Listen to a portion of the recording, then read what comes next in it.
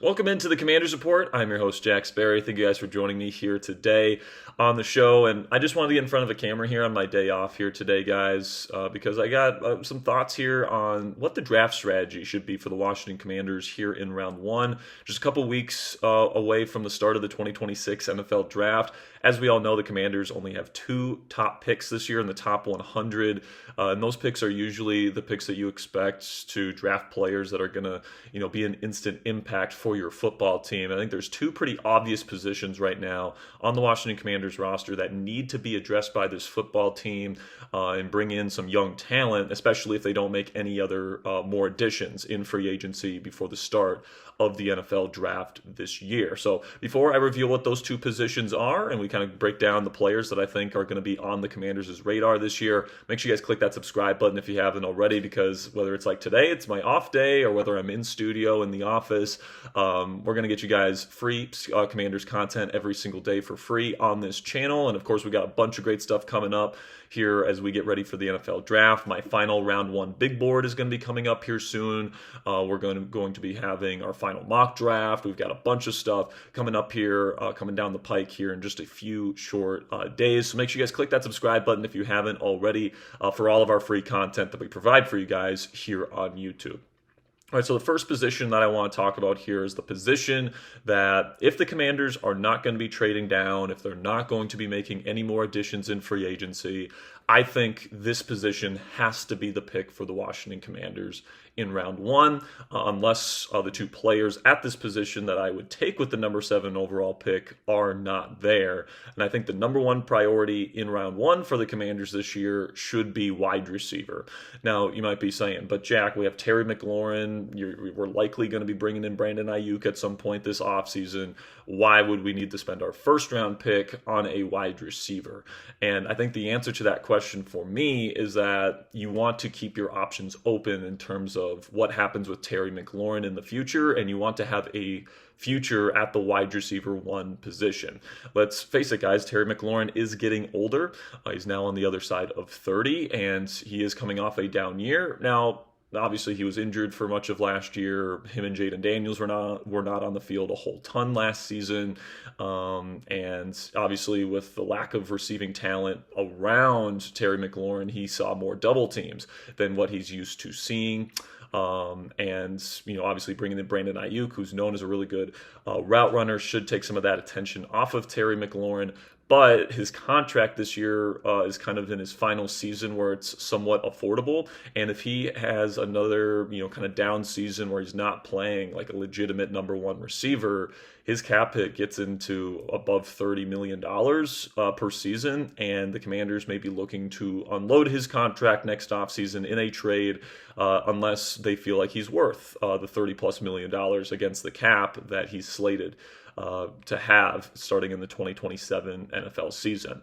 So, I think the Commanders need to have some contingency plans here. And, because this is probably the last time, or at least I hope this is going to be the last time that the Washington Commanders are going to be drafting inside the top 10. You don't really get the opportunity to draft, really, really special wide receiver prospects, very often, especially because I expect Jaden Daniels and Dan Quinn to have this team, very competitive over the next several seasons. I'm not sure when the next opportunity is going to come up where the Commanders can realistically take a receiver of this caliber. So if you're looking for a future at number one wide receiver, I think it's important to go get that this season because McLaurin could be traded next offseason. And then obviously Brandon Ayuk is a giant wild card. Even if he does come here, which sounds likely at this point, it's going to be a 1-year prove-it deal. What if he doesn't behave? What if he doesn't play very well?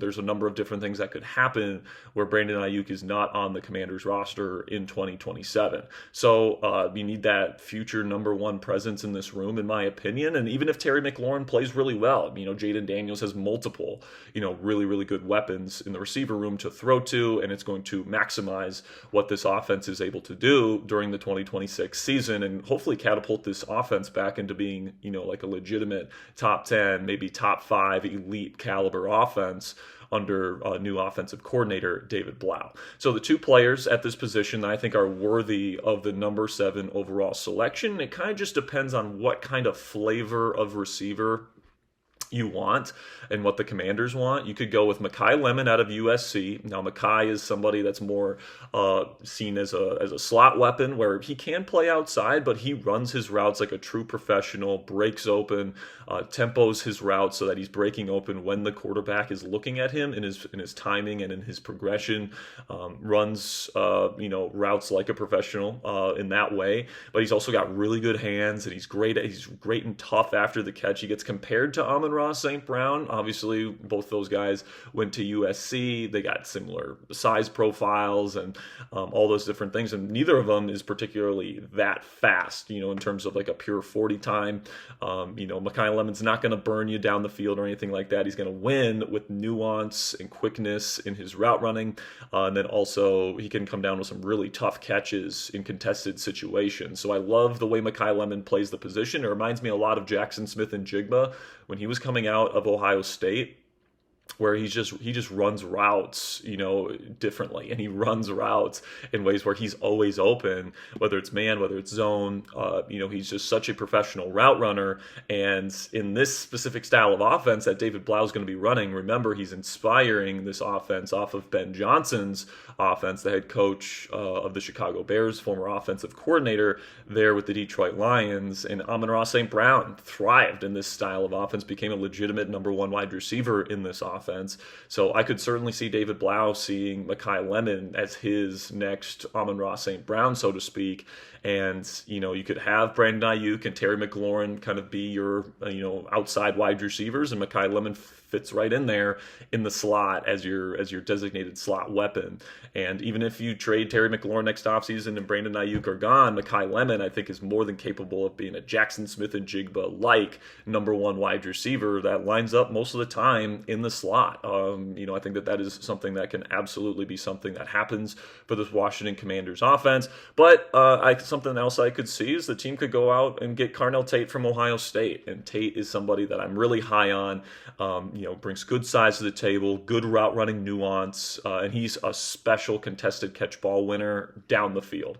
Over an 85% contested catch rate. That is like generational stuff, guys. Like the ability to come down with those tough catches, is his calling card. He gets open down the field, wins in those contested catch situations, whether it's down the sideline, whether it's over the middle of the field. Like, I just feel like he's going to be a legitimate number one receiver in this league as a true X.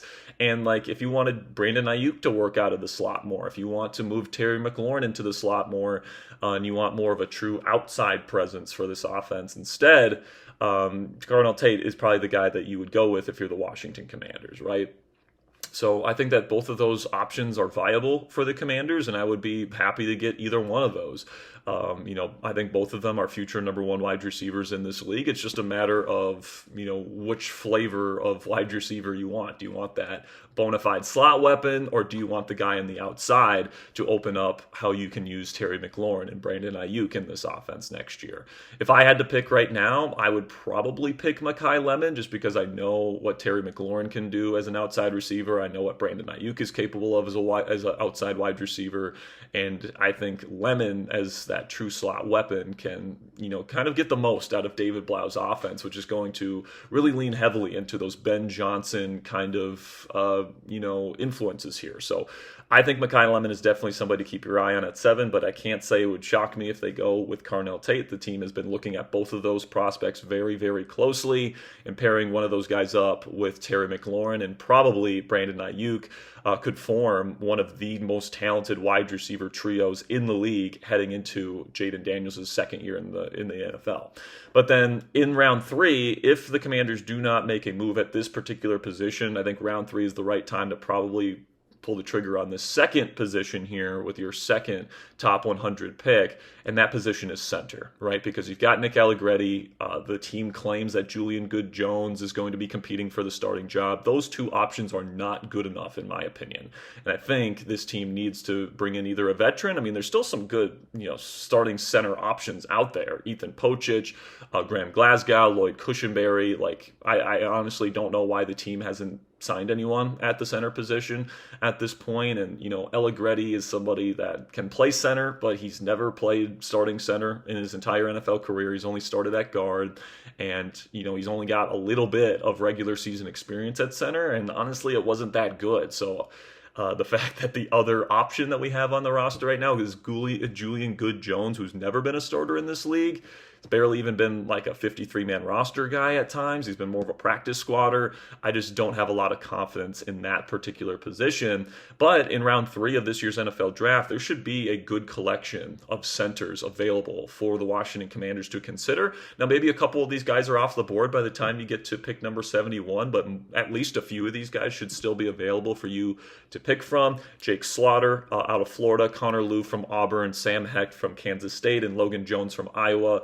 Those guys are considered the 4 best centers in this year's class, and they're all pretty much ranked pretty closely on the consensus big board, which is around that round 3 range. So I think that's probably the right time to pull the trigger there at that center spot. And I think that's probably the best way to use your top 2 draft selections this year if you're the Washington Commanders. Now, you could always go out and sign another receiver in free agency. You could always go out and sign a center before the NFL draft begins, and that would be just fine with me. And so if you do that, the priorities probably change in the first couple rounds. And also, you could trade down from that number 7 spot, get yourself some more top 100 picks with that trade down, and then that opens you up to maybe consider some other positions with these top selections here. But if nothing else happens, if they don't trade down, if they don't sign anybody else before free agency that's a starting caliber player, I just don't know how this team doesn't use these first 2 picks on wide receiver in round 1 and then center in round 3. If they fail to do that, I think it'll be a failure on the part of GM Adam Peters and head coach Dan Quinn. Now, I do want to address some positions here that you might think the Commanders need to address or that they should address in round 1 or in round 3. But if nothing changes here, I don't think they will. We can start with linebacker here. I think that they like their top 3 linebackers in the room right now with Leo Chanel. You've got Frankie Louvu, and then you have Jordan McGee. I think that they like those 3 players, and I think they plan on playing those guys. So, I'm not sure if linebacker is going to be something that they're looking at in the first couple picks range there for the Commanders this year. Defensive back is interesting because I think you can make an argument that cornerback is maybe a sneaky first round kind of play there, because you got Trey Amos, who's a really good player, but he's coming off a major injury, and then you've got Mike Sainristil and you've got Amik Robertson, both of which are kind of coming off of down years, and they're big question marks heading into the year. Now, you do bring in Akella Witherspoon, but even he's a big question mark, and I think you can definitely say the cornerback room is a giant question mark on this Commanders defense as it stands right now. And if they drafted Mansour Delane or Jamad McCoy in round 1, I can't say it would completely shock me. If Mekhi Lemon or Carnell Tate are on the board, I would take them because I think wide receiver is a bigger need right now. But I can't say it would shock me if they go defensive back.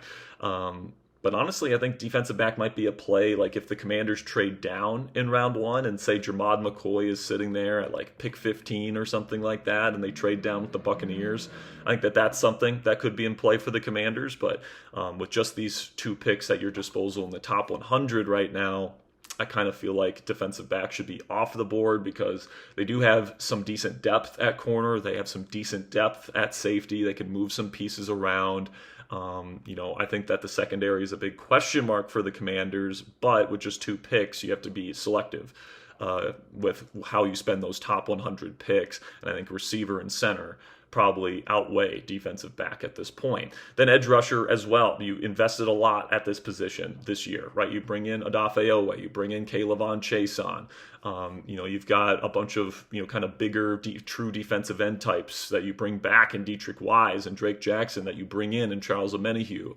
You still have a lot of these pieces that can play on the edge, and frankly, I'm not sure if any of these edge rushers really fit what the Commanders are really looking for right now. And with their other big needs at receiver, center, and I would even say defensive back is a bigger priority in the draft than edge rusher, I just don't see how drafting a David Bailey or a Reuben Bain really makes a lot of sense for the Commanders. Now, maybe you can convince me about Arvell Reese because he's so similar to Micah Parsons.